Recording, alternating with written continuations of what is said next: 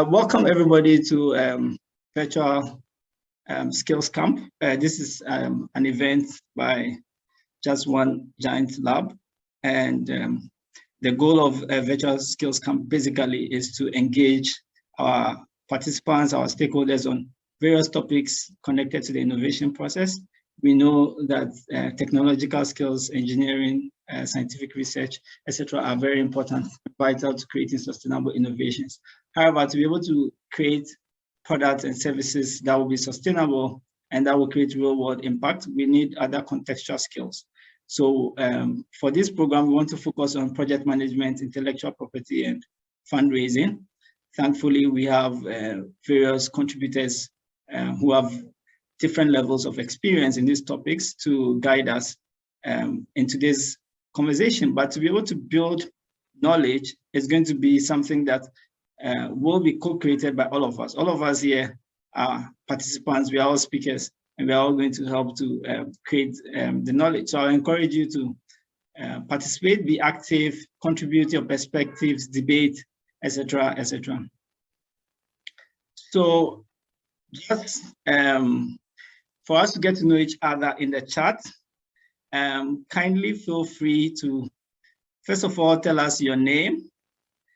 Share with us if you've had any on-conference experience. So, for example, today's program is borrowing heavily from bar camps. Our keynote speaker is somebody who's been involved in starting back the bar camp movement in Ghana. So I'm sure he'll be speaking a little bit about bar camp. So bar camp is a kind of event that enables participants to learn and share in an open environment using the unconference model, meaning that there's no agenda. The agenda is contributed by the participants themselves, and they help to co-create knowledge. We are adopting bar camp, which means that we are not organizing a typical bar camp. We kind of have an agenda for the day, but at the same time, we are trying to make it as flexible and as open as possible. So we are borrowing from that experience. So if you have any experience of being at an unconference, any kind of unconference, feel free to share with us. If you'd like to speak also, feel free to share with us, or you put it in the chat, tell us your name, the unconference you've been part of. And also we have a fun activity on Miro. So my colleague Joy will be taking us through this fun activity. So feel free to tell us about your experience in the chat, and then I'll hand over to Joy to take us through also the activity on Miro as well. So over to you, Joy.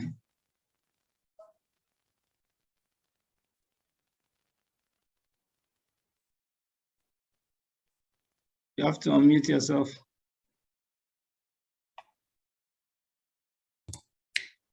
Yeah, so thank you very much, Gameli, for having me. My name is Joy. I work together with Gameli, and I would love to welcome everybody on board to our JOGL session today.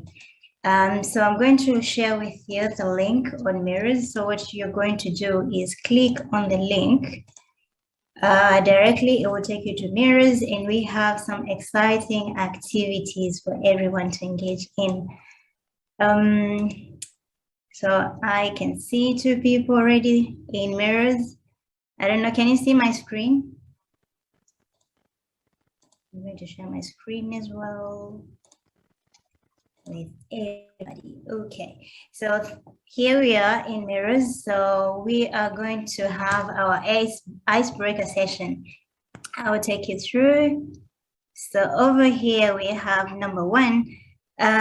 Pick a sticky note to answer the questions below.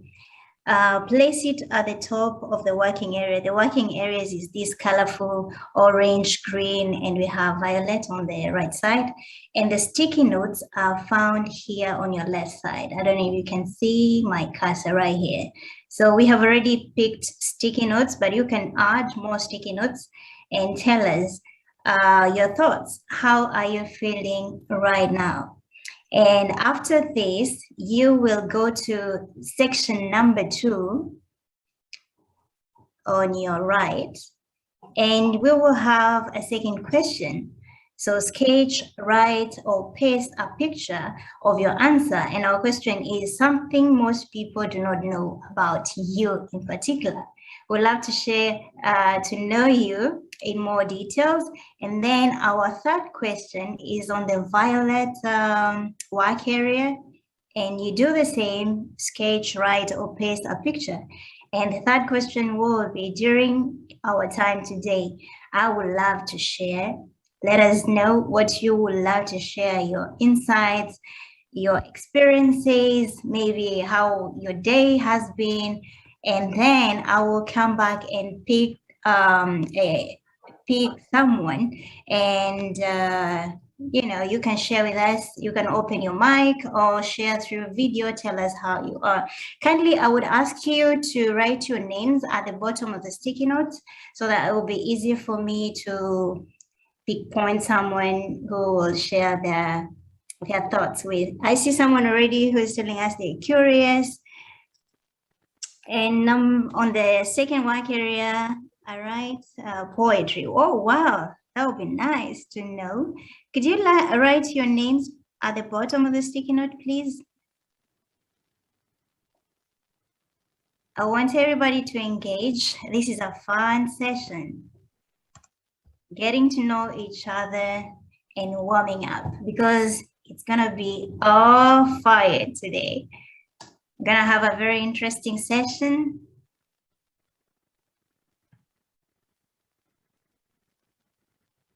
I can see more participants. I can see 2 people. Gameli, probably you can share more link, the link or the mirror's link on the chat box, kindly.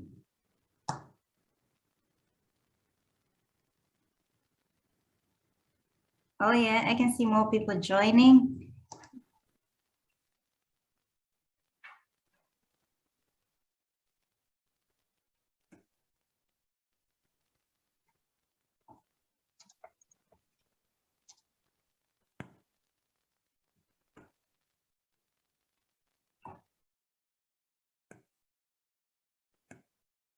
I will explain to you again to make it more clear. So the sticky notes are right here provided for you. And if you don't find enough sticky notes, you can find them over here. It's the 4th icon on your left, on the left side of your screen. And then after that, you will move to the second work area and explain to us what people do not know about you, apart from your occupation. I'm sorry, I'm moving this. And the third work area, you will tell us what you would love to share with us in our breakout session.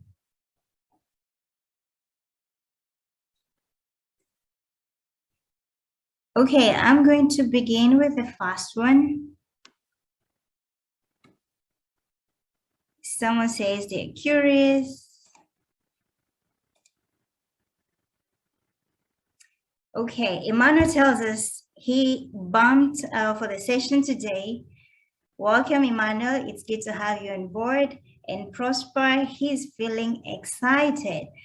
Maybe I can bring Prosper on the video. Prosper, could you tell us what makes you to be excited tonight?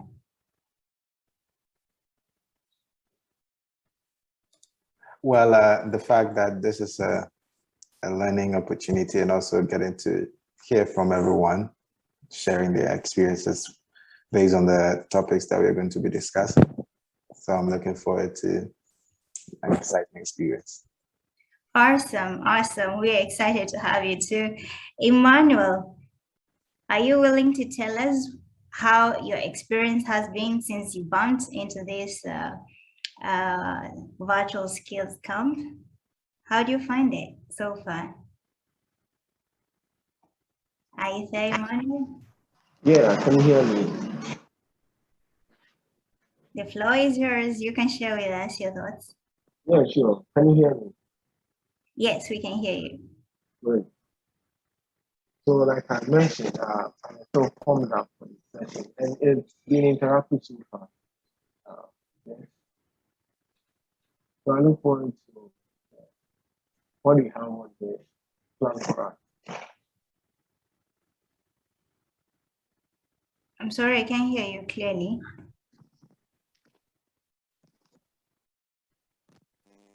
Okay, unfortunately, it seems like we have lost him. I can't see anyone who has indicated on the third work plan over here. What would you love to share with us?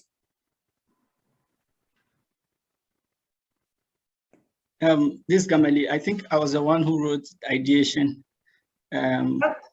Yeah, I think I'll probably be in the fundraising session later today. And fundraising, it's a lot about budgets and convincing people to support your projects. But I think that ideation is also the root of, creating grant winning proposals and stuff like that. So I'd like to discuss its importance in successfully fundraising, for example.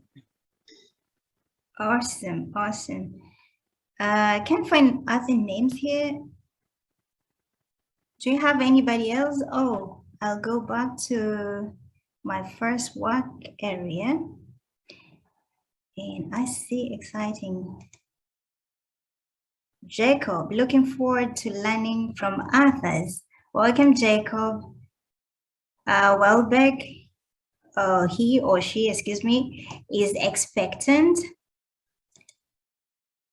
Prosper is excited, guest optimistic, wonderful. And we have Dominic who says he's ready to learn. Dominic, would you like to share some insights with us?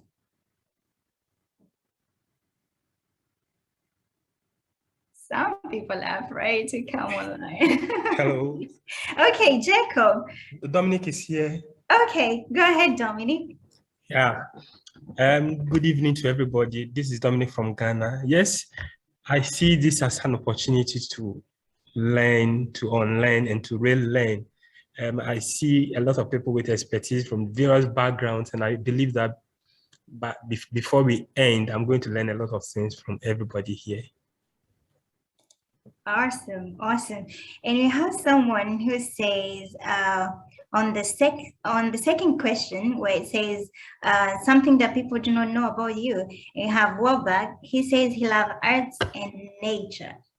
Okay, may I ask Jacob for him to explain to or to tell us what people do not know about you? Because I see you're on video. Thanks so much for having me.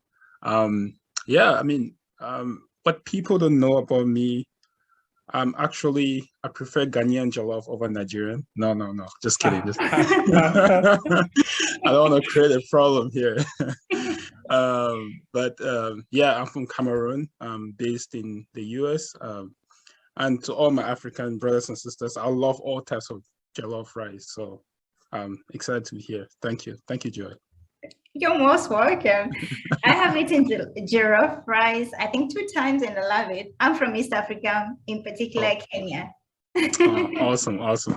It's great. All right, guys. I'll take back to Gameli. I'll take you back to Gameli. Thanks for having me. I'll see you shortly in the breakout room. Thank you.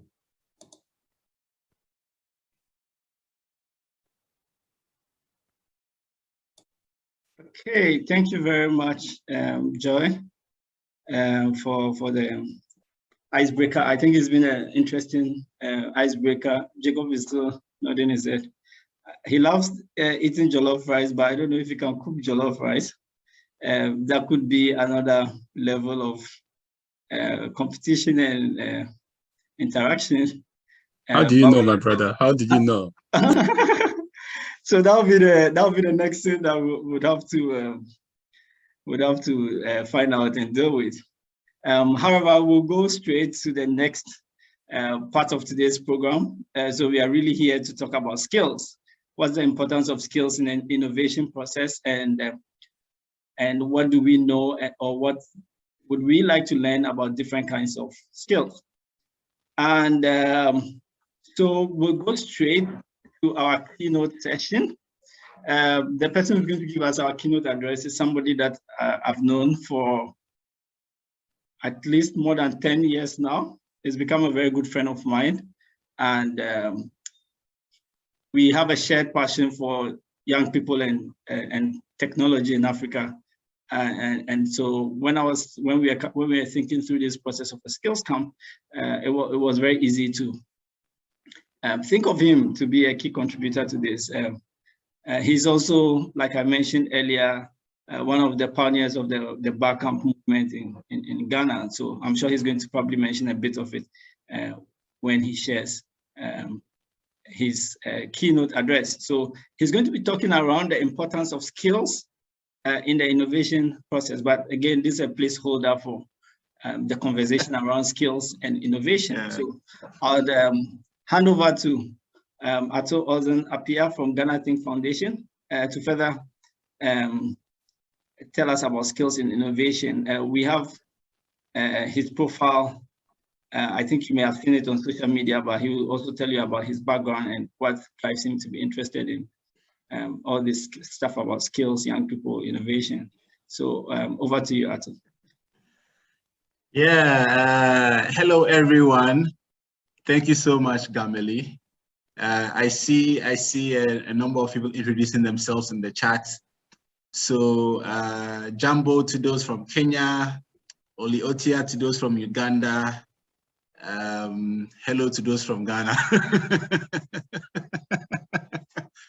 Yeah, great. So my name is Ato Ulzen-Appiah. I'm the director of the GhanaThink Foundation, and I'm a social entrepreneur.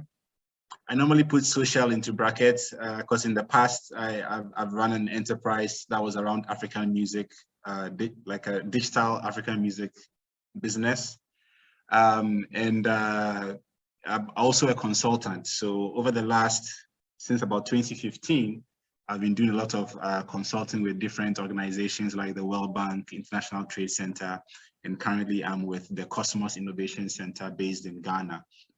Yeah, so so I think I'll touch upon like the bar camp and some of the other things in my speech, and through that I think we'll get to learn a little bit more about some of the things that I've done in the past. So so I want to share about the innovation process, or the process of innovation, and some of the things that we have learned in the past that has enabled us to be able to innovate around what we do. So a lot of times when we talk about innovation, we think about doing things that are special, things that are unique, things that are different, things that are new. And innovation tends to be something that we talk about a lot in startups. We don't hear too much about innovation in social enterprises or, brick and mortar businesses. For us at GhanaThink, we started out as an NGO in 2004. And in 2014, we made the switch to become a social enterprise. So I'll be sharing a little bit around how during the period that we've built the social enterprise, some of the things that we've leveraged to be able to be innovative. And I'd like to talk about this from the range of revenue generation or sustainability. So all startups, the goal of business is to make money. So startups are also there to solve problems for people, come up with things that would solve people's, work on people's pain points. But the goal is still to make money. Even for NGOs, NGOs need money to be able to run what they're also running as well. So for us at GhanaThink, we started out with a mission and a vision. And our vision was to build, basically to bring a lot of great young people together who were interested in our cultural neighborhood, AKA Ghana. And our mission was to mobilize and organize talent. One moment.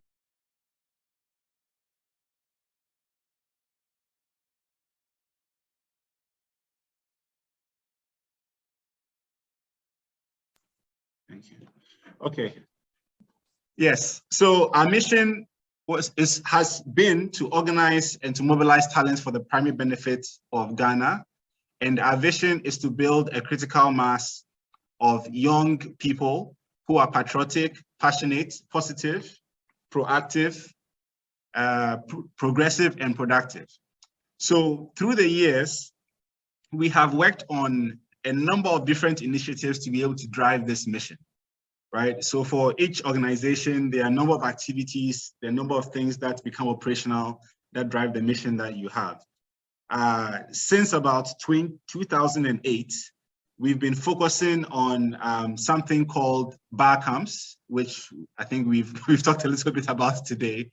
And these bar camps are on conferences.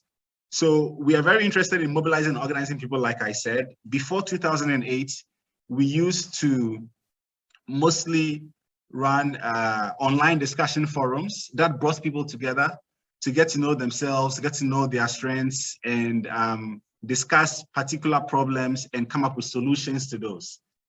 But post 2008, what we realized was that a lot of people were flocking to places like Facebook, which is now, well, still called Facebook by Meta, to have these different discussions.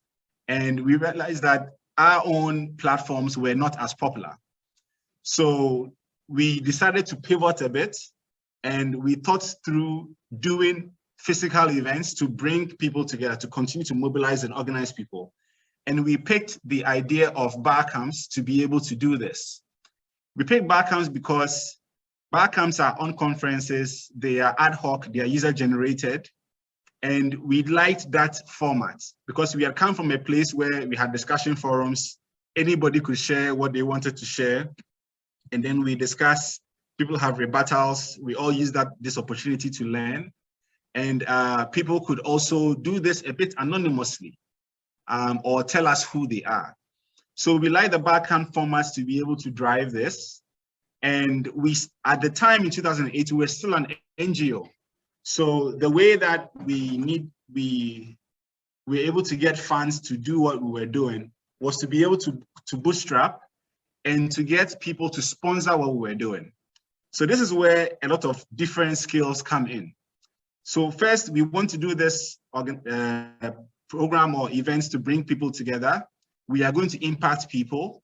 We are going to talk about business, leadership, entrepreneurship, technology. Some of the things we needed to do were to think through how could we come up with the funds for this. And traditionally, a lot of people would come up with maybe 5,000 CDs to be able to organize this bar camp. But because of the kind of exposure that we had, or us wanting to bootstrap and brainstorming, we were able to come up with ways that we didn't need 5,000 CDs to be able to do this. We were able to get the venue for free, and we leveraged our network. So this is what we can tell this particular organization to be able to give us their venue for free. So there are different things that we needed to bring on board as a team to be able to cut our budget, which was the first thing, and which is also really important when you're starting out something new. So we're able to get a lot of in-kind sponsorship, and we were able to get some things you still need money for. I mean, it was a free event, we were giving lunch, we needed to pay for the lunch. So we just used the money that we raised for lunch, and then all the other things that we could get as as in-kind, we leveraged that. So this was something that we were doing that was new in Ghana, because most events had a lot of older people as personnel, even if young people attended it. So we decided that we were going to pick very young people as most of the resource personnel, because we wanted to prove to those who were engaging us that young people could also do it, right? If you're going to mobilize and organize talent and create a critical mass of young people who are great, you have to prove to them that there are some young examples that they should follow. So this is something that we really had to pick out and also look at. So over the years, there are so many things that we've learned from doing these bar camps, and that has informed the new things that we've done for revenue. So we had the first bar camps in 2008, 2009 in Ghana, and then we had some all around others were organizing some around the continent, but we've continued to do bar camps past most of these countries. And so sometime around 2013, 2014, when we started to think about wanting to operate as a social enterprise instead of an NGO, we had to think through, how are we going to get clients? How are we going to get partners who would pay us continuously and not per initiative or per event, right? So we started to think about the people that we would normally ask that, oh, we are doing something very interesting. You know, we have this number of people who like Google products. So you as Google, come and give us money. We had to think through how can we help these organizations meet their business goals instead of them just giving us money as corporate social responsibility. So we had to, even though we understood what they were working on, and through that, we were able to get them to support us and sponsor us, we had to think a bit deeper, right? So if we were just thinking about, it's cool for them to be associated with us, now we are thinking about how can we actually help them get users for their products? How can we help them make revenue? How can we help them build their brand? How can we help them increase their social media presence? So these were business, metrics that we were looking at. And then we will come back to ourselves as GhanaThink to see what do we have that can help them do that, right? Because especially entering the social enterprise space meant that we're going to start competing with some digital and marketing agencies and many other NGOs and many other different types of organizations. So we had to think through, what do we have? What do we know how to do well? What are the skills that we've shown? What's the traction that we've demonstrated to be able to go after business with these different organizations? So that made us start to look at the sponsors as partners. So our proposals changed, right? We had to become skilled at how can we present a certain proposal that communicates what we are doing, what we've done in the past, who is behind what we are doing, what do the bar camps look like, what are the benefits to the organization that we are talking to, what is the value that we bring, and how much is all of that going to cost? So we had to be able to build all of that, and we were able to continue doing that from about 2014. So moving on, the other thing in this innovation process is looking at some of the things that you are doing. How are people reacting to what you're doing? What are people asking you to do? What are, especially for a social enterprise, for us as GhanaThink with the bar camps, we have our customers and our clients be the Tigos, the Googles, the Vodafones, the Ushahidis and co. And then we have our beneficiaries being the youth, those who who participate in what we do and are trying to develop themselves personally, right? So sometimes even the beneficiaries come up with things, they give some feedback that can inform what we do. So all the revenue streams that we have kind of like turned on since bar camps is really based on feedback, right? It's based on feedback. But before we turn these things into revenue, we always test different things and try different things. So we'll try something first, see how people react to it. So people are agitating for something. We try one thing, we try it twice, we try it 3 times, and then we see how can we make money from this. We don't just try to start making money just because they said they want to do it, because you want to be able to build a certain traction and a certain track record to be able to get sustainable income. So for instance, I mean, Gameli was at the core of this when he brought a number of Ketasco students to Barkham Ho and Barkham Tema in 2012. So we realized that high school students are interested in what we are doing. Then we had a high school program at Ketasco in 2013. We saw the success of that. Other people saw it in our network. Let's go to Ogasco. Let's go to Kalpohin in Tamale. And then after that really worked, we were able to leverage that to go and talk to Webster University, a private university, to say that this is what we've done already. If you come on board with us, we can help you meet this goal, that goal, that goal, right? So that's how we grew the Junior Camp Ghana program. Similarly, for our Comseco program, which kind of came out of a social entrepreneurship training program, based on what we had done with the bar camps, engaging youth all over the country, whereby a lot of them are running NGOs or want to run social enterprises. We're able to parlay that with conversations with Digital Opportunity Trust to organize training programs for new social entrepreneurs in Ghana. And that's something that we've been doing since 2017. So in the innovation process, you always want to look at what are the strengths that we have, what are the skills that we have, what can we turn on easily and do really well at, so that we would have sustainable income. I mean, over the course of the period, there are so many ideas that have come up that Ghana think we could have worked on.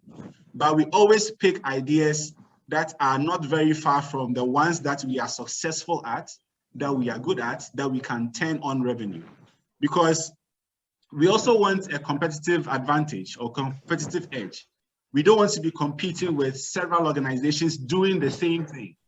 But also around us, back to our core, we are into mobilizing and organizing talents for the primary benefit of Ghana. So we want to see ourselves as more of collaborators. So if there are things that people are already doing, we are not that interested to do. But if it's something new that we think we can do and be a leader at, then we want to do that and grow that and continue to build revenue around that. So most of what I've mentioned have been programs.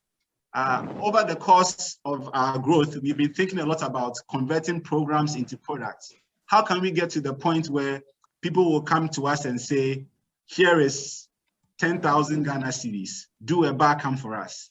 That's what we are trying to get to do, right? We have seen different organizations partner with us to do bar camps like GH Scientific, Ashesi University, UPSA, etc. So that is something that we've also continued to do. And in those cases, we normally don't cover the costs. So we are able to increase the work that we are doing, increase our impact without spending money, right? So, but more recently, we've started to turn on a number of revenue streams. So we use a lot of social media with our bar camps. If you've been to a bar camp, it's very, very big on Twitter. So we've leveraged that because so many people come to bar camps, create Twitter accounts there, or build their Twitter following or build their social media following. We've been able to leverage that to get some of the GhanaThink members to go to different events and get paid to do social media for them. Or we've leveraged that for to partner with different organizations or different events where we help them with social media and they pay us for that. So that's a revenue stream that we've built from the way we do the things that we do. Another thing that we've also started to do more recently is to breakout sessions. So we'll be doing breakout sessions soon.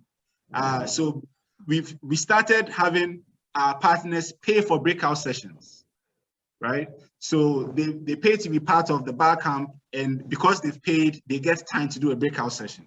And now we've moved the breakout sessions out of the bar camps, whereby we can do a session with that partner, which is a standalone, marketed just as that session, and then they pay us to also do that, right? So it's always good to look at the things that are working and to also test and try. I think this is really key. So always test something. Oh, this is a great idea. It's a bit similar to the things that we've been looking at. Let's just test it in one of the things that we do, see how people take it. If it's successful, we'll use those lessons. We'll do it again at the next one. And then the third one, we are charging people. So there are so many occasions where we've partnered with people, organizations, where we didn't charge them anything just because we are testing. So we find a way to do this in a way, so we do it in a way that it doesn't cost us too much to do or doesn't take too much of our time. but we can still get a lot of results to be able to make decisions on, right? So that's something that I would really encourage. You know, try and don't always charge people the first time for a service, right? Try and just use it as you're learning, okay? Use it as you're learning, but also you want to do it in a way that even if there are some failures, it wouldn't be too much, right? But that's where your skills also come in, right? You are taking calculated risks to be able to come up with this. So these are a few things I just wanted to share to inspire us from the GhanaThink story and how we can continue to be innovative, even in organizations that are not, you know, doing something that is very technological, and something as simple as, you know, like from an NGO perspective or something for social impact. So thank you all for your time. I hope I didn't go too much of a time, and I could even possibly take some questions. So more of them to everyone. Yes, thank you very much indeed, Ato. More of him to you. Yeah, I'd like to open up for questions. If anyone has a quick question, 1 or 2 questions, we'll be happy to take those questions. You can either type your question in the chat for me to read, or use the raise hand feature, and then I'll call you. I think Jacob already raised his hand, so I'll go straight to Jacob. No, I was just saying, great presentation. Oh. Good work. All right. Do you have any questions specifically for Ato? Feel free to ask or type it in the chat, or you can raise your hand. Okay. I think that at this point, I'll just say a big thank you to Ato. I don't know what you learned from him, but I'm going to quickly summarize the points that I picked. He talked about being adaptable. So GhanaThink ran more of an NGO model, but they've moved to a social enterprise model because that worked better. And that also means a change in strategy, a change in fundraising strategy from the sponsorship model to more of a partnership model. He talked about taking feedback, both from beneficiaries and clients. This feedback is important for you to develop new lines of actions. He talked about the importance of testing different things and trying different things, and to give enough time for the testing process before you move to implementation. I think a couple of weeks back, we had a design thinking session, so some of the principles are coming back to us. We talked about leveraging strengths. When you're implementing programs, you want to take advantage of your strengths so that you can be able to be successful in what you're doing. He talked about the importance of collaboration, positioning as a collaborator. So don't go around trying to do things that other people are already doing well, but rather, how can you complement others? How can we complement each other to be able to create sustainable impact? And one of the importance of collaboration is reducing the cost of operation. That's very true. In my own experience, also running Global Lab, we use very little money, but we're able to get very far really because of partnerships. He talked about a focus on goals. So what is GhanaThink's mission? It's focused on mobilizing talent for the primary benefit of Ghana. That's the goal. So that focus on the goal really helps. JOGL, our focus is on open science and technology for social impact. And so to give the opportunity for more people to be involved in science and technology. So what's your goal?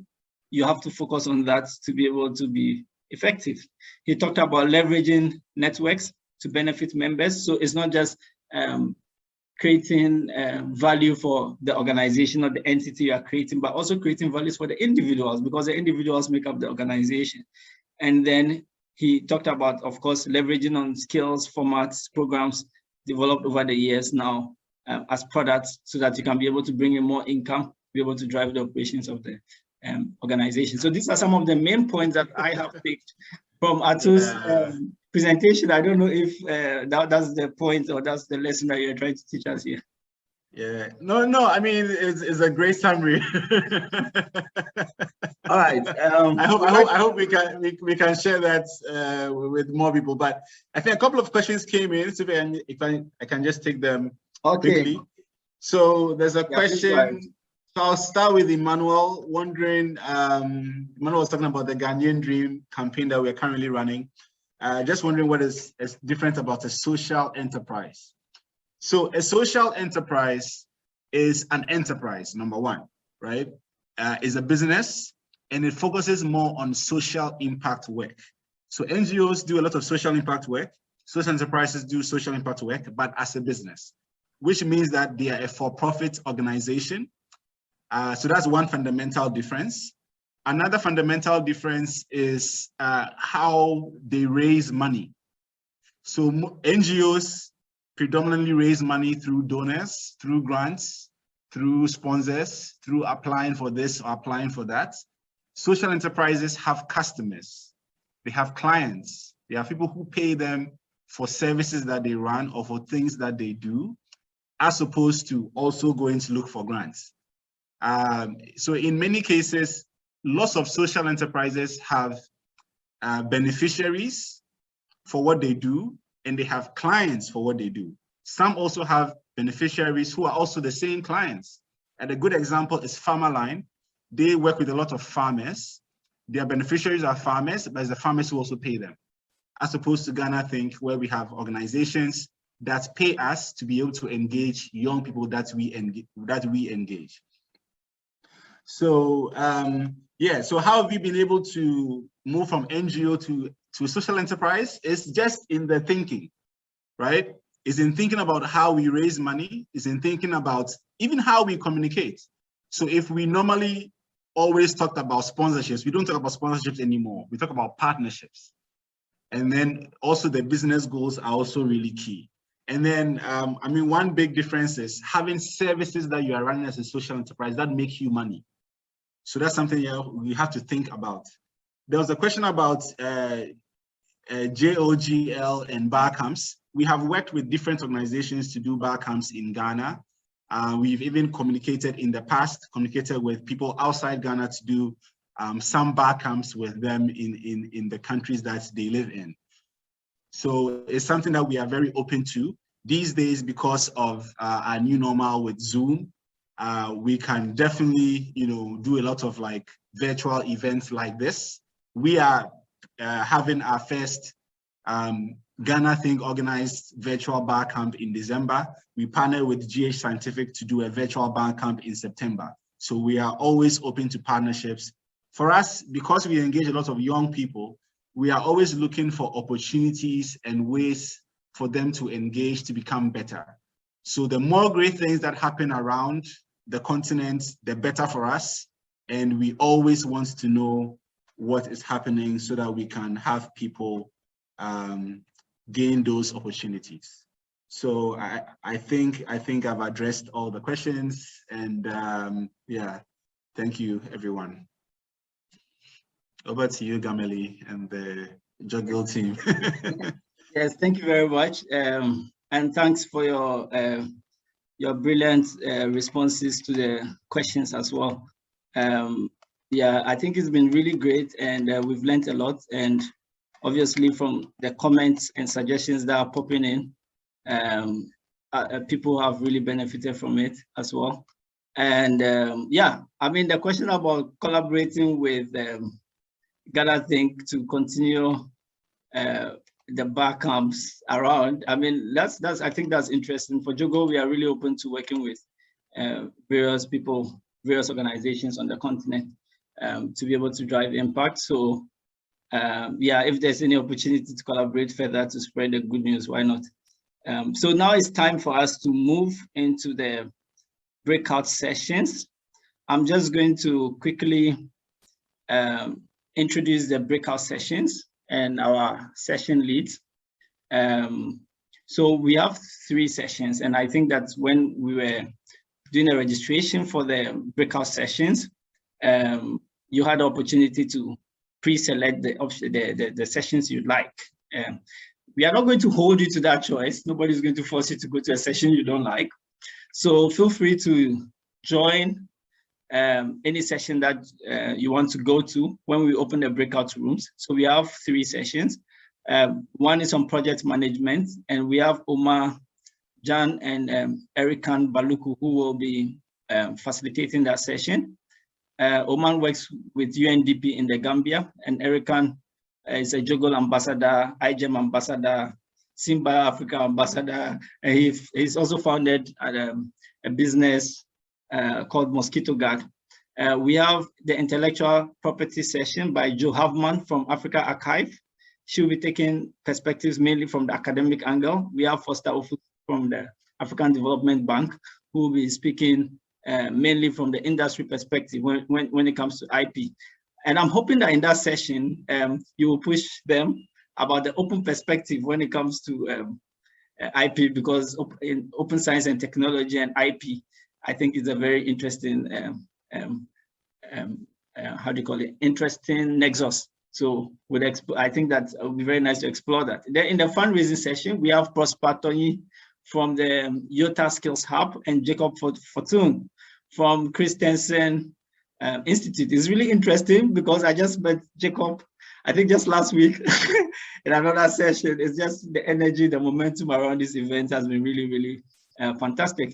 So what I'll do now is to invite our session leads in a very short amount of time, 3 minutes, just tell us what to expect from the session. I think for project management, Omar will tell us intellectual property, Foster and Joe will tell us what to expect. Fundraising, also Prosper can tell us in just 3 minutes, what are we expecting from these sessions. And then when we go into the breakout sessions, they will introduce themselves further and the work they do, and then raise various discussion points around the topics that we have put up. So first of all, I'd like to invite the project management group, Omar and Erikan, to tell us in 3 minutes what to expect from the project management session.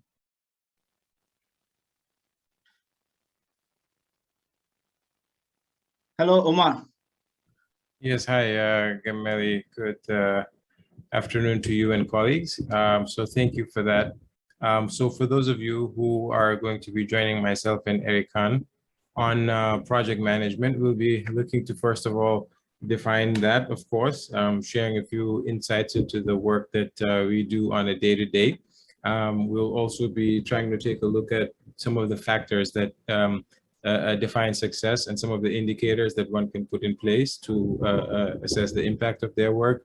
We'll also be looking at risks and controls of project management, and I think that that's something that will be very interesting for our colleagues. But we'll also be looking at milestones, right, along the way that help you to know where you are. So in a nutshell, we'll be discussing that and of course hearing from the participants. But Erikan, over to you if I missed anything on project management.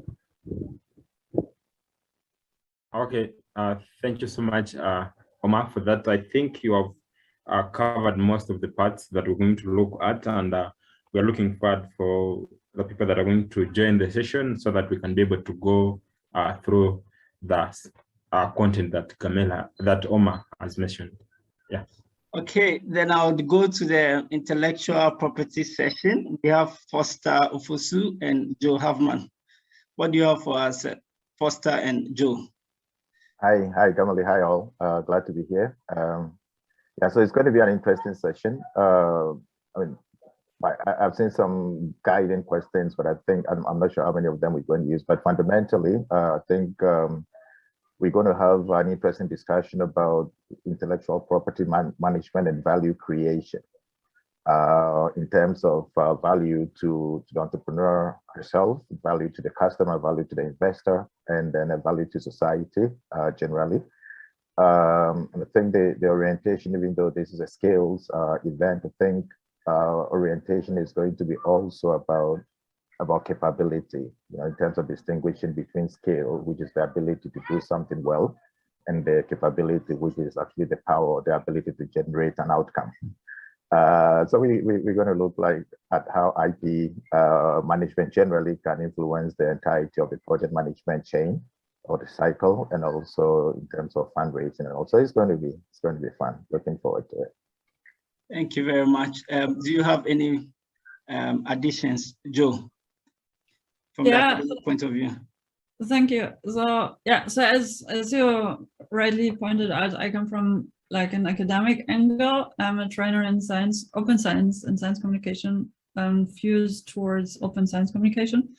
And in a research context, also very much relevant to innovation and intersection of industry and research, or research and development, research and innovation. These are all best terms nowadays. So I will make sure we cover also the academic necessities and also what's important to consider when it comes to intellectual property from a research angle. And then to make the knowledge gained through research and inside academia, make that accessible and reusable for innovation and for nonprofit organizations and innovation hubs all over the continent, and also for industry and industry partners. And for that, the guiding questions were also quite relevant in terms of how do patents come into place when research is to be patented for industrial use, or should it rather be open? So, I mean, you know, each of these questions can also take a day to discuss and shed light on from different angles, but we try and keep it short and concise and make sure we cover as much as feasible within the given time. And we also very much are keen and rely on every participant's input and contributions and questions, of course. Make sure you address the questions that you bring to the table. Thank you very much, Joe. And I really like your background, open science, leaving no one behind. We don't want anybody to be left behind. So I would also invite quickly the fundraising team. We have Prosper, Tony, and Jacob Fortin. What should we expect in the fundraising session? Right. Hi, everyone. I'm happy to be here. First of all, I know everyone would like to know how to raise funds. More importantly, knowing a bit more about traditional way of fundraising, but there are other innovative ways that you would like to raise funds within the shortest possible time, most of which you might be aware of. And in terms of projects, fundraising is very key in order to see you run your project within its cycle. So we would like to know a bit more about what are the requirements that every project sponsor would like to have in order for you to get fund, and also get to learn a bit more from you, from your previous experience with regards to fundraising. I'd probably check in with my colleague to see what he can add. Most definitely, Prosper, and thanks. I'm excited to co-organize this session with you. So at the Christensen Institute, we actually just launched a new webinar series called What Investors Want. So I'm going to share with you guys actually an exciting series that's coming up next week with Kola Ani. He's the founder of Ventures Platform in Nigeria. And I'll just give you guys also a few learnings that we have had from our last two guests in the past 2 weeks on the mindset of investors and understanding what investors want. Then just at the very end, I'm going to share a very exciting type of innovation we call market creating innovation. That is like the core of creating prosperity in growth economies. And if you have time, I would love to just hear some of the startups that you guys are working on. So I'm looking forward to it, and thank you so much, Gamali, and looking forward to this session. Thank you very much, Jacob and everybody. And so I have opened up the breakout sessions. So I'm sure you can see it on your screen. Put it in the chat if you can't. So feel free to join the session that you are interested in. We have project management, intellectual property, fundraising. So feel free to join any of the 3 sessions. We have Omar and Erikan in the project management session. We have Joe and Foster in the intellectual property session. And then we have Prosper and Jacob in the fundraising session. So hi, everyone. Thank you so much for making the time to be here. It's such an honor to be a part of this, and I hope I can give you guys one or two takeaways from this session. So just from my background, I am a research associate at the Clayton Christensen Institute, and this institute was founded almost 2 decades ago by the late Professor Clayton Christensen. He unfortunately passed away last year. When he founded the institute, the goal was to solve, challenging problems using the concept of disruptive innovation. So he actually wrote the book, his first solo book, The Innovators' Dilemma, which was a bestseller in 1997, and what brought him to fame.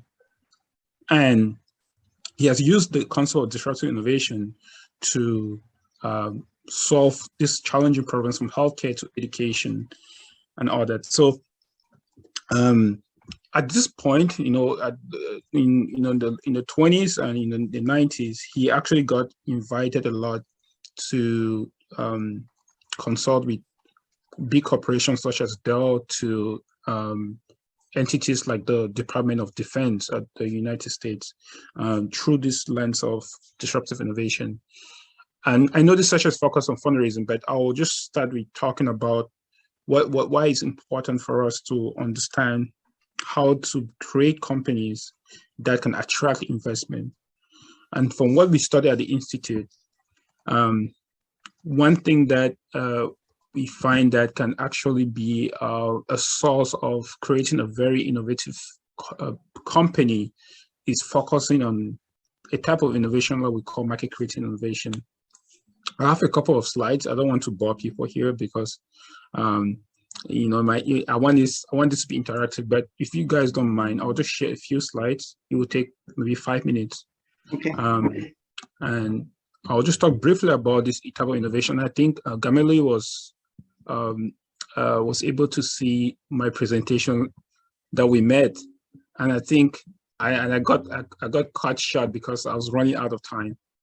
But if you guys don't mind, and I'll just talk a little bit about the innovation, then I'll talk about what investors want. Then if Prosper is here, I'll definitely love for you guys to, for him to actually spend some time on this. So this is just a background about this. And I, by the way, I want to give a shout out to Ofosu Ojomo. He's my colleague, and he actually wrote the book called The Prosperity Paradox. I highly recommend that book. It's a great book to just learn about how we can use market creating innovation to create prosperity in Africa, Ghana, as well as other growth economies across the world. And just to get straight to the point, and above the screen, can everybody see my slide? Just by the way, Violet, Terry. Yes. Okay. Yes, we can see. So just a quick brief, and I think this type of innovation can help you attract funding, right? So at the Institute, we study what innovation is, first of all, and for all of you guys here, I know there are different definitions of innovation, but at the Institute, we just define innovation as, inputs of less value creating, being transformed to outputs of higher value, right? That's like we think that's like the more common, literally has to be the most common definition of innovation in simple terms. But one thing that we realized, and the work we do at the Institute, what we write, what we research, and what we consult with entrepreneurs around the globe is that not all innovations are created equally. But if you focus on a specific type of innovation that we call market creating innovation, it can help you attract tentative level of capital, especially in markets like Ghana and as well as Africa. So, and I'll just, and this is the only slide I'm going to share now. So in almost always, we always talk about, fintech, the Flutter wave, and we talk about, the next iPhone or AI or machine learning. Most of the time, these types of innovation are called sustained innovation. They are great for the economy, they're great for the markets, but at the same time, they don't necessarily create new jobs. Flutter wave, I wouldn't necessarily say it's a sustained innovation, but for the most part, what you look around yourself, the phones you have, the new camera you have, the new car you bought, those are sustained innovation. They just make existing products better. They don't always create a lot of jobs, they create just a few jobs. But it's exciting. It keeps the economy vibrant. It makes people excited about new products. But at the same time, it just improves performance, not necessarily creating a new market, right? And this one is very common in most areas across Africa, and is always misunderstood as a disruptive innovation, which is not necessarily true. And I just bring that up to say, if you create products like this, almost always you might raise some money, but it might not in the long term create that return on investment, because there's actually a lot of people in Africa that can afford for these very high-end products, which sustainable innovation actually creates. The second type of innovation I would like to talk about is efficiency innovation. And this one, in most cases, especially in oil-rich countries, is mostly downsizing, right? You always try to create more with less, right? So for instance, if you have an oil factory or a refinery, rather, in a place like Nigeria, for example, right? Most of the time they want to, in its name, if they want to make it much more efficient, right? So they might bring in new machines or try to automate the process. But in the process of that, you eliminate jobs and people lose their jobs, and they can't afford for their families. But it is good for the company. It might be good for the country in the short term, but in almost always, you always lose people in that. It works for a certain time. It might help, free up cash flows, but almost always that doesn't necessarily create prosperity in most communities. The last one I want to talk about, and this one I'm going to end, is market creating innovation. When you think of your companies and what you guys are building in Ghana or across Africa, always focus on what are products that you can build or services that can build that can address the low end of the market, right? So these are people that don't necessarily have the money to afford most of the high-skilled or high-end products. But if you create a market around that type of customers, which at the Institute we call the non-consumers, in the long term, you might actually attract a lot of good investments. And we are actually very excited about this type of innovation. And this is what we actually focus on in most of our research and most of the talks that we do, like this one I'm doing now. And we highly encourage entrepreneurs to think of markets where people don't necessarily look at. And these are most of the time, we consider poor or people that are in the low middle class. But how do you create a product that's affordable, accessible, that in the long term, you amass a lot of market share? So, we'll have some good examples that I don't think we'll have enough time to go into it. But, one that comes to mind is Indomie noodles. I don't know if you guys eat Indomie noodles in Ghana, but in Nigeria, Indomie noodles is like one of the most stable dishes that people consume. And Indomie noodles actually came into Nigeria in the 90s, in the 70s, but they were able to create these Indomie noodles for people that couldn't afford for some of the very high-end products that were in some of the supermarkets. But they created a market around them such that in the long term, if you now think of, most of the most stable dishes in Nigeria is Indomie noodles, right? They created a market around it, created a business model around that to address the market in that area. And now, Indomie noodles is one of the most stable and sustainable companies in Nigeria, where they don't only provide Indomie noodles, but they also have a logistics arm. They also have a warehousing arm that they can actually build and create, and in a way, create a system that can support other companies. And one thing about market creating innovation is that once you build market creating innovations, you tend to create a ripple effect. Most other companies come into the fray to kind of build and build up the system in the process, right? So I just want to mention that, and I know this is a lot of information for a short period of time, but I think it's critical for us to understand how and why you should invest in, or you should build companies surrounding market creating innovations. The last thing I'd love to share, Prosper, please feel free to come in. I know I've talked for almost 10 minutes. So if you want to go into your session, the last thing I just want to mention is the event that we just launched is called What Investors Want. And I'll And we have a guest for next week that feel free to sign up for that. And I talked to Gameli about it.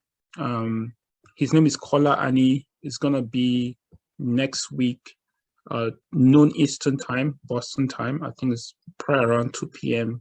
Ghanaian time, 2 or 3 p.m. Ghanaian time. And he's going to talk about what he does for investments, in how he invests in not just in Nigeria, but across Africa. And I'd love for you guys to attend. So I'll just end with a quick video that we made for just introducing who he is, and I'll just play in a second. So give me some time here. So this is Kola Ani, and I hope you guys, and I'll share the link of how to register for it next week.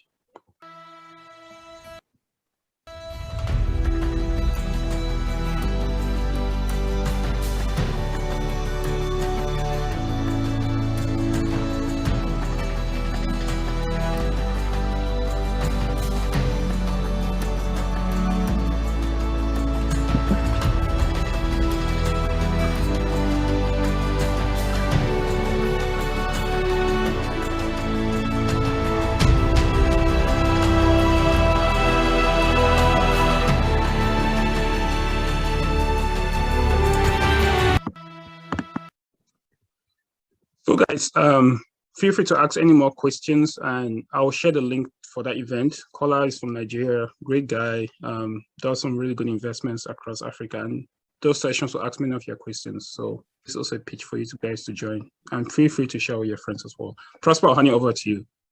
Great. Thank you so much, Jacob, for sharing. I think I got lost on my way getting to the room, but I'm finally here. Definitely, I'd love to catch on what you shared after the meeting. So hopefully we can learn a bit more from participants who are joining in. So my session, I'd like it to be extremely interactive as well. So I'll tell you a bit more about what I do in the space, and then hopefully get to hear from you. So my background is engineering, but I have found so much love with humanity. So I work mainly in the nonprofit sector with youth, and in terms of policies that help them find the right jobs and be able to connect with the right resources that they need. Currently in my role as the Skills Hub Manager and Sustainability Lead, currently running a project, providing skills, technical skills for young women in the construction space in order for them to be employable. As part of that, aside that, the project is a funded project, so it means that donors are funding it, and also we need to find a way to let the project be very sustainable when the project cycle is over. Personally, had started a nonprofit on the side called Proceedings Foundation about 7 years ago, and consistently we ran programs and activities on the side. I think one of the things that had worked very well when it comes to fundraising would be traditional way of talking to people, friends and loved ones to reach out to. There were times that you would want to mobilize people to, do an online campaign for you to be able to get the needed fund for the activities that you are running. Sometimes it becomes successful, sometimes it's not. Since we are talking about the concept of projects, I would like to put someone on the spot to share with us if they've ever done a project before, how did they fund it, and how was the experience like, just within a minute. So I think I'll pick Ato briefly to tell us about his fundraising experience in the past. Were you successful the first time you tried, and what were some of the lessons? So within a minute, Ato, if you can hear us.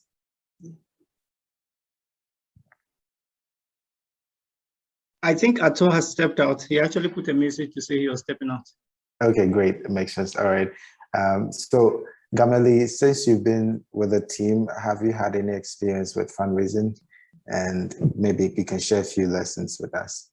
Experience with fundraising. Okay, I'll talk about a project that I did with GH Scientific, right at the beginning of GH Scientific. It's called Shaping Healthy Attitudes and Protecting the Environment, Shape Ghana. It's a project from the Wellcome Trust, which is a UK-based fundraising, which is a UK-based funder of scientific research. So it's one of the biggest funders of one of the biggest private funders of scientific research in the world. And so in order to be able to win that grant, we had to write a proposal. And the idea was that around public engagement with science and technology. So we came up with this concept where we wanted to empower young people in junior high schools to be agents of change, to capacitate them with skills in the scientific method, design thinking, problem solving, and also skills in science communication, so that they can be able to like make a set of findings in their environments and then present these findings in a public forum. So we had to write a proposal. Luckily, the Wellcome Trust is well organized, so they had a form that you had to use for your proposal and your budget. And you had to talk about your idea, how you go about implementing your idea, the partnerships that you form in order to be able to successfully implement your idea and provide evidence for all of these, and then present a budget to them, a budget to them on how you intend to carry out your activities, and also talk about the team that you are putting together in order to implement the project. Luckily, I did this in partnership with the founders of GH Scientific, Dr. Thomas Tego, and now Dr. Angela Tego. And so we are able to present, although we had a relatively less experience at the time, we were able to present a front of people with at least enough experience to be able to implement something like that. So we successfully won around £15,000 to be able to do that. So that's an example of a successful fundraising effort I've been involved in. Also, within the context of JOGL, we recently created a community around antimicrobial resistance. And we got some funding from the UK Microbiology Society. This was led by one of our colleagues, Chris Graham, who is a member of the Microbiology Society. We had to form partnerships again, which is very key, with Kumasi Hive Biolab and a university in Tanzania, Mbeya University of Science and Technology, to be able to successfully run a program that trained hundreds of students and lab technicians across the continent on antimicrobial resistance and how to fight it. Again, showing the composition of the team was important, showing the partnerships we built was very important, presenting a budget that made sense within that proposal was also very important. So these are two experiences I'd like to share with you. Great, thank you so much. Whilst Gamali was sharing, I was speaking a lot of things. The first one has to do with track record of experience that you've worked on in different projects. That makes it quite easier for you to have people to give you their funds if you're approaching an organization for funds. The second one is also partnerships. So if there is a possibility for you to partner with other, sister hubs or organizations that do quite similar thing or are doing quite different, you're able to show your partnerships to the organizations you're approaching for funds, which is very important. So it means that in order for us to get funds for whatever project we are working on, we should write a proposal, we should have an idea, we should know who we are looking out for, who are our stakeholders, and be able to practicalize that. I will share my experience and then I will quickly pick on Yusuf. So get ready for you to share an experience with us if you have one.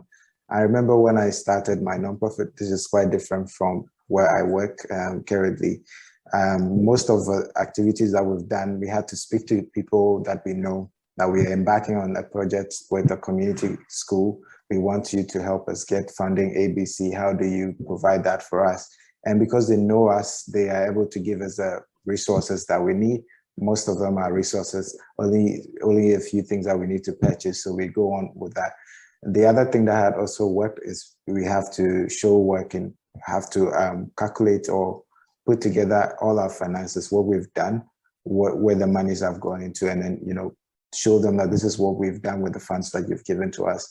So I think that fundraising is very important. And for social enterprises that are looking for funds, you can look out for maybe Tony Elumelu Foundation that gives quite a lot of money for social enterprises for them to experiment their ideas for as long as they want within that 1 year period and more.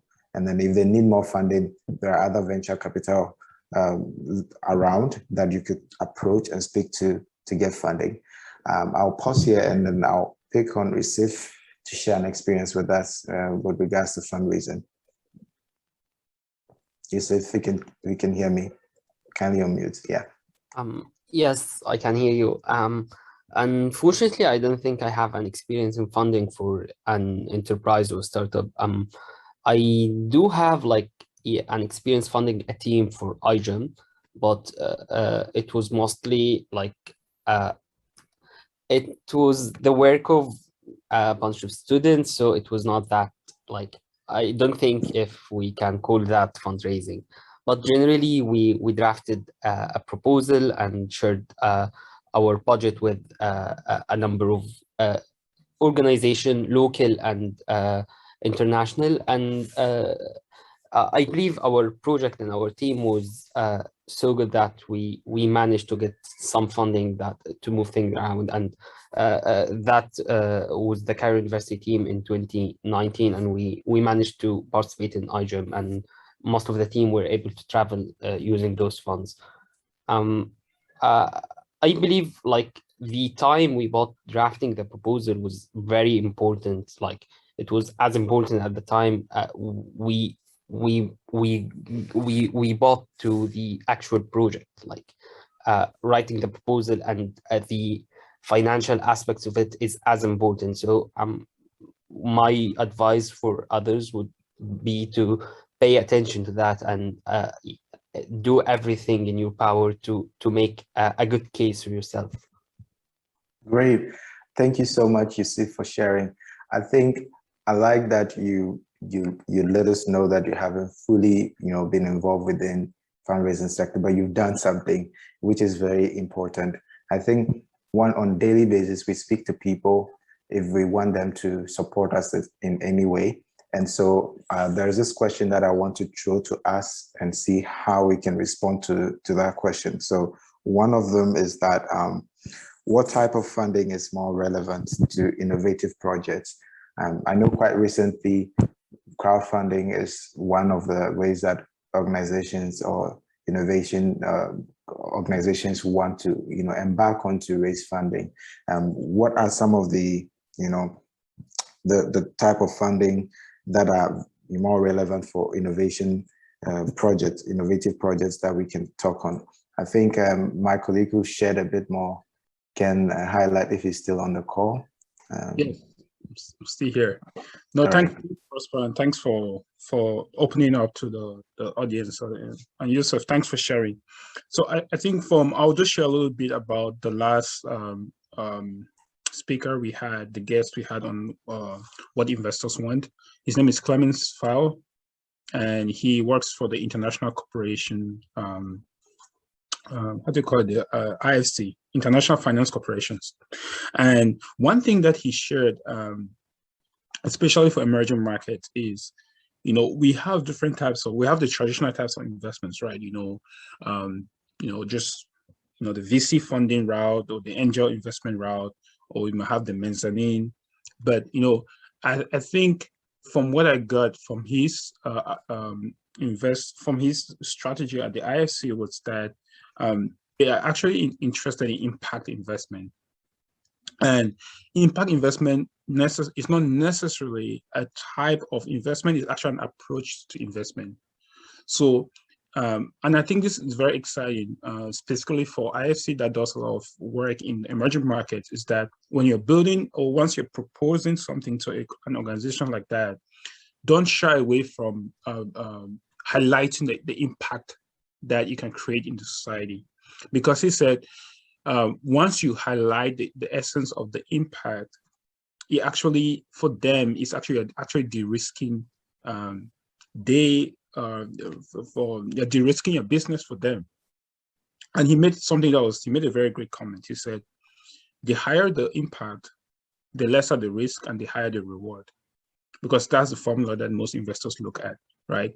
So I know now, social entrepreneurship has been, of recent years, somehow has been watershed down. People are sometimes skeptical, or sometimes people just use the name just to get maybe funding and all that. But if you're very serious and conscious that this is how we can improve Ghana or Africa, focusing at the core the importance of social investment, and you propose it in a way that people can really highlight the impact on job creation, on hiring more women, on the impact on the environment or just systemic growth that is necessary for most of our countries.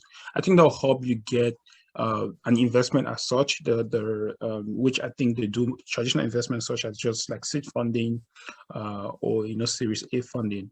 But most importantly, with what my colleague mentioned, the Tony LMO Foundation, that also focus on social impact, right? So almost always it's good to always one, I think, understand the types of investments that are out there, and hopefully tailor your business with good intentions on understanding the types of investments out there and the ones that you are eligible for, understanding what the investors want and the type of investments that they can offer.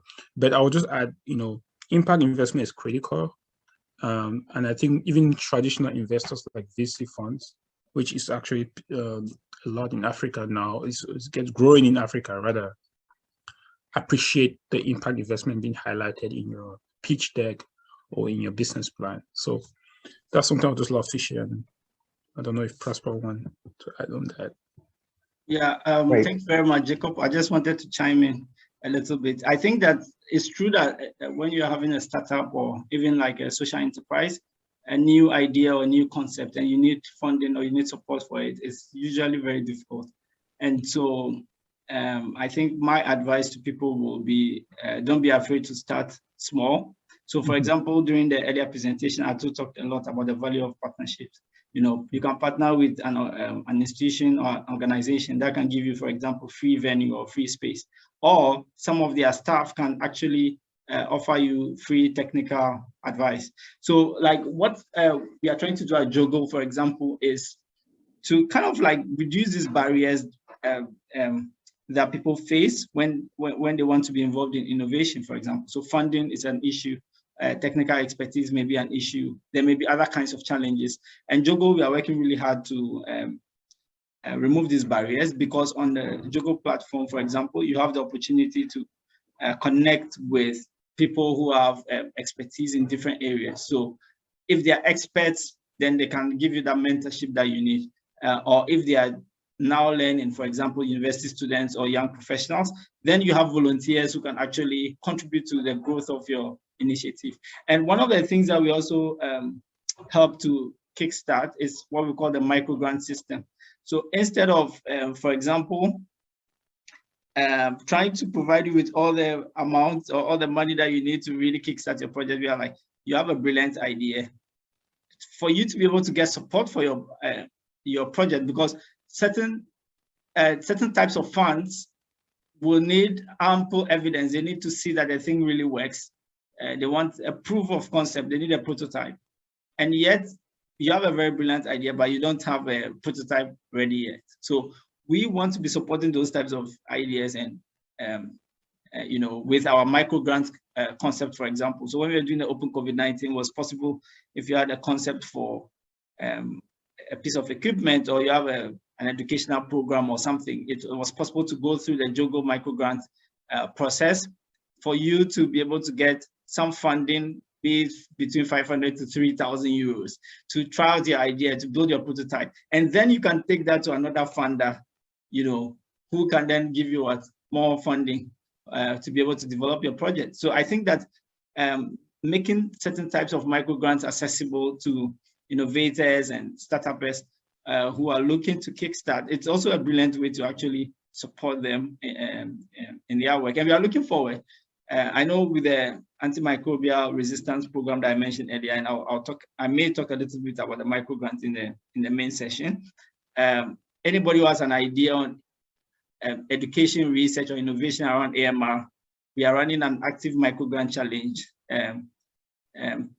from which you can win maybe 1,000 euros to be able to support your project, at least put a proof of concept out there. It's very important for that. But going beyond that, we want to be able to create opportunities for these types of micro grants in different areas or in different topics to support African entrepreneurs. So yeah, I'm sure we can, I don't know, but if it's possible to work with some of the big shots to develop some of these programs around micro grants and support for people to test their innovations, I think that this will also be very critical. when we come to addressing fundraising. Yeah, absolutely. That's brilliant. Gamali, I think this is something I would also like to pick with you after the conversation to see how we can explore this area, especially for young people who are looking at other avenues. Some of them have already started their implementing or like testing their ideas around, you know, solutions in the tech space or even in the science space. So this is something I'd like for us to talk about. I'd like to read a question and then we'll see how we can respond to FabLab. FabLab is that asking, is it true that most investors shy away from investing in hardware-related projects? Well, I'll share what I know and then we can open it up for everyone to do. I think that as we all agree, currently there is this dynamic in the investment space. Every investor wants to see how, you know, how fast they can recruit back, and as much as they can do that, they will be available to provide you the mentorship supports that you need. So if you're building a hardware that is not really solving a problem on a larger scale, no investor would like to really, you know, bother to put some cash in there. And I doubt if they do largely, because if you're really providing a solution with the hardware that is very, you know, useful, everyone sees it to be cost effective, definitely an investor would want to venture into that side of it. I'll show it to my friend Jacob to also share a bit of an experience in that area. I'm happy I have a friend now, Prosper. So one thing that I think, and I'll just share this, no, I'm a researcher, right? I'm not an investor, okay? But you know, one thing that, you know, just to make that clear, but one thing that is important, I think we have, you know, we'll have many things backward, right? When you think of categorizing your startup, almost always investment as a whole, and I'll get to the question specifically, investment as a whole is a relationship that you're trying to build, right? Like any other relationship in life, right? There has to be a common ground on what makes the trade-off, right? What am I giving you in essence to get, giving you in essence, and what can the person offer in return? And when we always think of fundraising, it always boils down to what am I capable of building such that this person can get a return on investment, either in the short term or in the long term, right?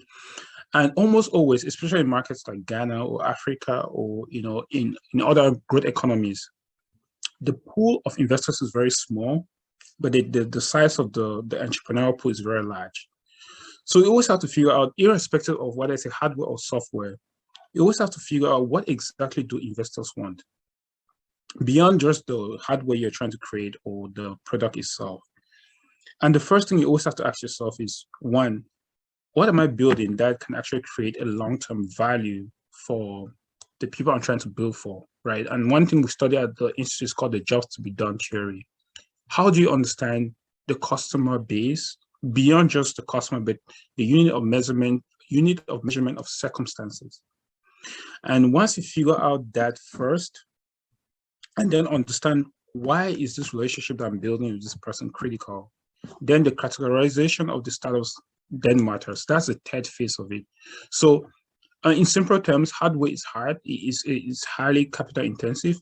But if you really build a relationship with investors and understand that this is a product that, even though it might have, the size of the market might not be huge, but it can actually create a lot of value, there's a possibility to get investment, right? And so I think, yes, the simple answer is always yes, hardware is highly capital intensive, and investors might shy away or not, but always think about, what am I trying to create here that in the long term might add value? The market size might not be huge, but if you can add value and you can have the relationship with investors that you can say, this is not something that, you know, might serve the whole of Africa, but it might be specific to Ethiopia or Kenya or Nigeria, there's a possibility to get fundraising. But I'd just like to end with this. I know most of us here in this session just want to raise money, but at the back end, always think about how it's going to improve people's lives, right? One thing at the Institute that we'll always talk about is, how can we make people's lives better? And in the long term, if you look at the very successful entrepreneurs in the United States or China or in Singapore, they always want to make people's lives better. And at the end of the day, if you always want to make people's lives better, you will definitely raise money. And so at the back of your mind, it's a philosophical question. It's not a technical question, right? How do you want to make people's lives better? And in a country like Ghana or in Africa, we have a lot of people that are suffering, right? So if you build a product, a hardware product that can serve millions of people to make their lives better, you definitely raise money. So hopefully that, it was a long answer, but you turned to give. I think, Jacob, I think it was very informative, sharing an experience, and also for those of us who probably wouldn't have an insight into what investors are looking out for, and that is very important. So thank you for sharing. I'll read Dominic's questions. So Dominic said, I'm a librarian and I have been engaging in training programs for researchers and clinicians. Mostly such programs have been supported by grants. I would want members to share more ways of financing such programs. Do we have any other person in the science space or tech space, more importantly, the health space, aside Gamali? If you are such a person, please unmute and then share your experience. If you have done anything that has to do with grants within this space, you can. If not, I will go back to Gamali again to share any other experience with regards to micro grants within this space. Dominic, you have an answer shortly. Do you have someone else who works within the health space that would like to share? Yeah, Dominic, would you like to share a little bit more about Absolutely. With grants? Why don't you just go ahead and look for more grants? All right. Dominic, can you hear? Yeah. Yes, I can. So sometimes the grants are limited. You don't always get, and per the trainings that I organize, for instance, you realize that there are a lot of people out there who need these skills that we give them. You cannot always wait for a grant. You cannot always wait to get a grant before you go ahead and then do some of these trainings. So I was just thinking aloud and to see whether there are other avenues you could exploit aside the grants. Okay, I mean, I think from a previous experience, sometimes when you are doing trainings, you want the participants to pay for the training if they find value in the training, and they may not be able to bear the full cost of the training, but they can maybe contribute to some parts of the cost. You would sometimes the institutions that they work for can also cover part of the cost of the training, so they might be able to do that. I think that professional bodies like I know that that's even a little bit close to grants anyway, but some of the associations, for example, if it's an association of teachers or health workers, sometimes also put some funds towards professional development. I think that can be tapped into. And then another one finally will be what Ato was saying about changing mindset in terms of raising funds, which has to do with identifying who these skills, who this training can benefit. And therefore identifying those organizations and mapping them to the people who benefit from your training that you are going to offer, so that the organization can fund it, knowing very well that in the future they can rely on the skills and services of these people that you are training. So building that kind of partnership strategically means that a company can then pay for training in the hope of benefiting in the future from the skills that that training will build. So I think that that would be some of the ideas that might work in this context. I can see that Hulda has raised her hand, so I'm going to hand over to her to make some contributions. Or is it Hilda? It's Hulda, you're okay. Right. Thank you very much. Please, it's a question, not really a contribution. I want to ask, during the presentation of, I think, Mr. Prosper, he mentioned that one of the things that investors look out for in order to give funds is track record and partnerships. So for instance, with a very new startup business or something that you want to come up with, you may not have any activity that had gone on, or you may not have anything to prove for or to show for to be able to get funds or something. I like the idea when you said you have a micro grant system for those who have no prototype yet, so that they'll be able to I think it will be able to help them fast track other investors to help them. But in the case where you don't have any, apart from the micro grant, I acknowledge that one. But apart from that, in the case where you don't have anything to show for what you stand for or what you want to bring on board, what happens to you? Okay, so I'd like to go first, and then maybe we can take from everyone. You see, one thing I've come to realize is that there is a lot of fraud ongoing in the system, even if you have something to show for what you're doing. But what have worked for some businesses that I have seen in the past is, even if they have an idea and they're able to communicate it in their presentations, they've been able to project how far whatever idea they have can go. And so an investor seeing that you have clearly stated the roadmap, what you intend to do with a grant, if you're giving one, even at the idea stage, would have some level of trust, and to see that this is something that is very viable. You have a proof of concept. Even at that stage, they want to give you some cash. There is this person who started a business called the Developers in Vogue. She started off just as an idea, pitched a couple of times, and through that process proved that even with 5 people, she's able to mobilize training for them. This is what they've been able to do, and this is what they intend to do in the next few years. And that was quite clear. And so if you're still thinking that you need to have a very huge, kind of project you've done before you can approach an investor, even as little as mobilizing young people for an activity or a project, it's a proof that you have what it takes to actually see how this project can really expand to the other parts of the country or whichever community you're running on. So be ready to show what little you're able to do and communicate, be able to tell a story about your path, how you intend to scale it up over a period of time. Maybe Gameli or any other person can chip in some ideas or some response to her question. Great answer. Session is about to end, so thank you. See you back in the new room. Thank you. All right. Thank you. Thank you very much for your contributions in the breakout rooms. I think that we had a very great discussion in the fundraising session, and I'm sure you also had great discussions in yours. We didn't have enough time to go through all the topics and all the issues. However, it's important for us to share with each other what we've learned in our various rooms. So I'm going to invite volunteers, our facilitators once again, from each of the rooms or other volunteers to kind of like summarize what was discussed in their session, so we all learn from it. So I would like you to spend just 3 minutes in the interest of time. I'm going to start with, I'll start with my room, our fundraising session. I invite Prosper to give us a quick summary of the issues that were raised in the session.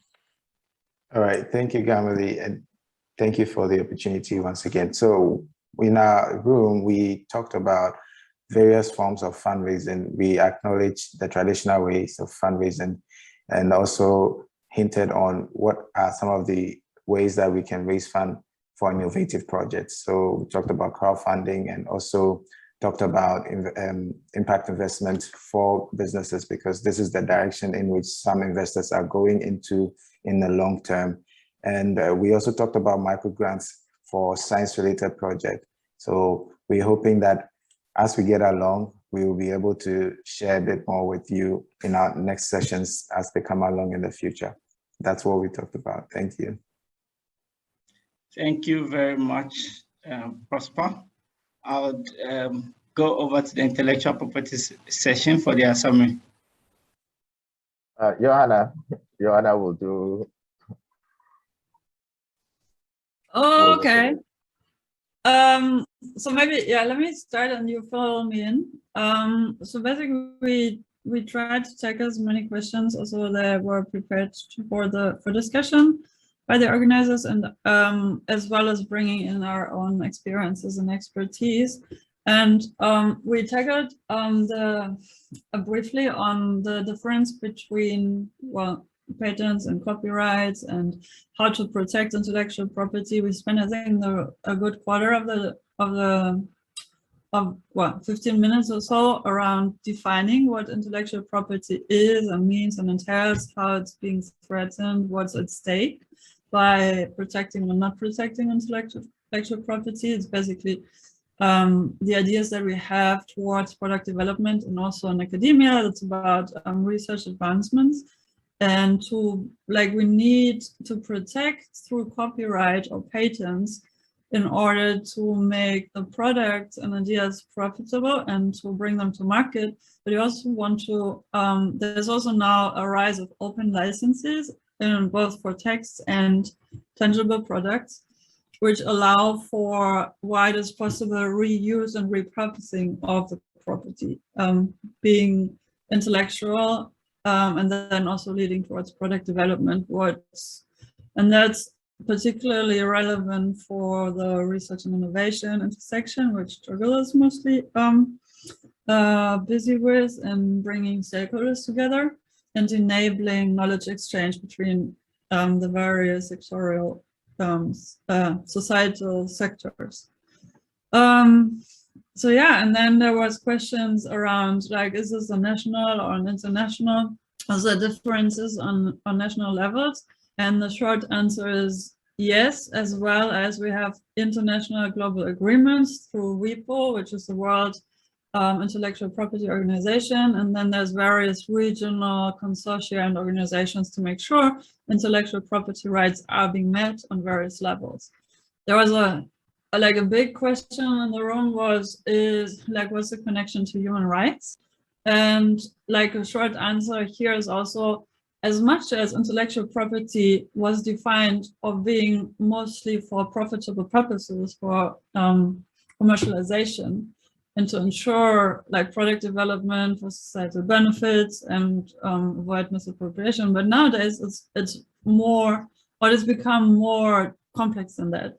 Also touching on cultural heritage and collective versus individual rights and national identity, regional identity, and therefore we need to look at intellectual property, on various aspects. And yes, there's a clear connection to human rights, and that's further defined in the resources that we're also happy to share.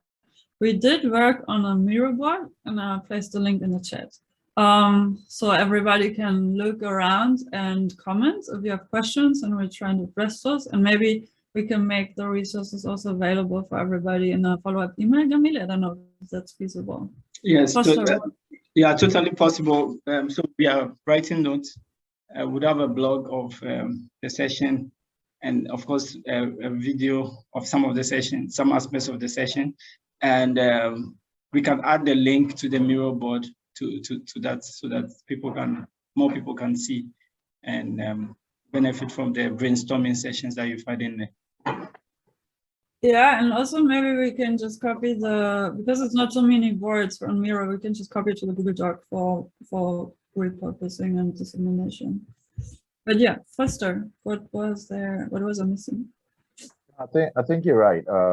The only thing I want to add is, for Africa, for our economies and for our countries, how much patent we have registered, how much industrial design we have registered actually reflect on the state of development.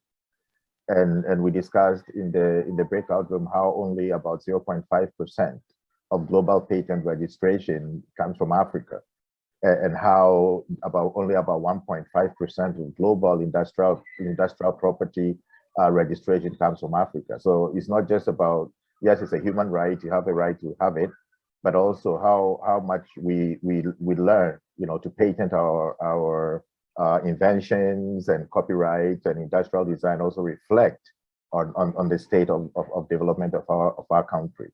So we have to take this seriously, as a continent.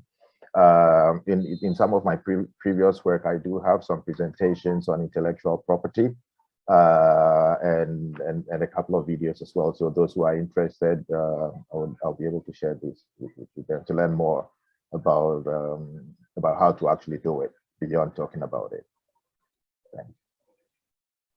Thank you. We'll go to the project management session.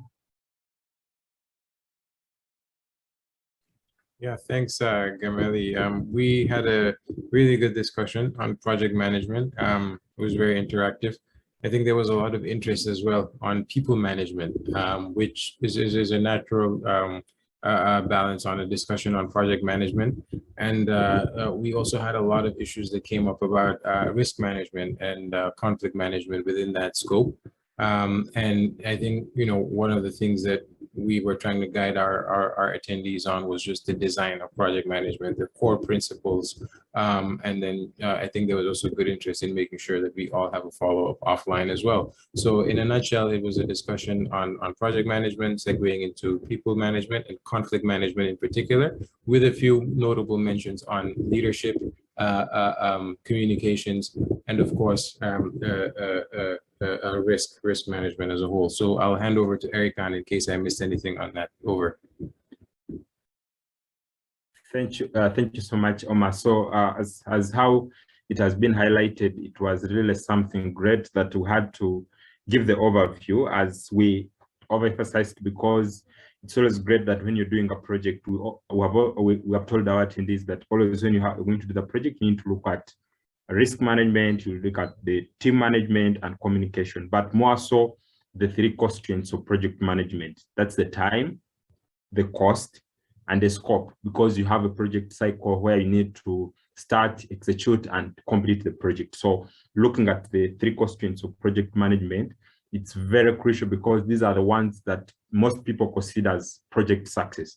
People look at the three constraints, they look at the scope, the time, and the cost, and somehow the quality to define the success of the project. So we had to more highlight also about the risk assessment, as how Omar has said, telling the people about the major tool, the risk assessment tool, the risk register that is used by people, more so if you have foreseen some risks that may come in, how can you mitigate them, and looking at the most risk that would decline your project. So we saw this was a great area to talk about, and majorly trying to see how you can succeed in a business. But as I wrap up, we've got some other our attendees coming in to guide on how you need to do a need analysis, which is testing assumptions before you're able to start your project, because you may realize that you may start a project when you don't have suppliers of certain reagents, for example, if it's a lab-based project. But when you're able to test assumptions, you're able to know your suppliers,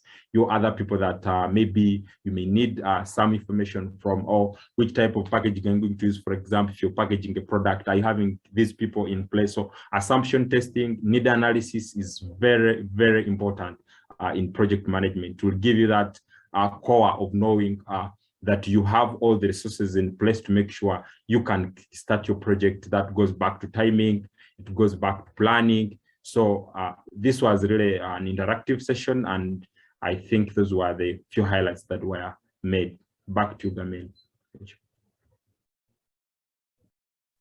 Yeah, thank you very much, Erikan. Thank you to all our session leaders, Erikan, Omar, Joe, Foster, Jacob, and Prosper. I think it's been a really interesting and interactive discussion. And from what you've said, there's a lot to be learned on all the topics that we've talked about. And it looks like we probably need to organize special sessions for each of these topics so that we can actually go in depth into fundraising, into project management and intellectual property to actually do justice to the topics. So just for us to wrap up, we have just 1 minute to wrap up. So I'll just like to say thank you to everybody who's been part of our event so far. Our next event, we are planning to do a networking event at some point in December. We'll keep you posted. So this will be a fun event. We won't stretch our brains or anything. Just get to know people working in innovation in Africa in general. And then, of course, some of the topics down there, we will be looking at them hopefully next year. I also wanted to share about the micro grant challenge, because we are talking about fundraising. There's €1,000 pilot funding available for any project that has to do with education, research, or innovation around antimicrobial resistance, which is currently going on and is live on JOGL at the moment. So I'll post the link in case you are interested in AMR or biology or health communication or any of these topics. You could give a shot at it and at least get a prototype of your project ready, which you can then use as a basis for future funding. All projects that are part of the process are not owned by JOGL, but are owned by the project initiators. But we just promote an open ethos for shared learning as an outcome of the project. So one of our colleagues is also putting together an event on AMR awareness. We'll keep you posted on when this event is ready so that you can join if you're interested in antimicrobials. So I'll just say thank you for joining us. Feel free to keep in touch with us.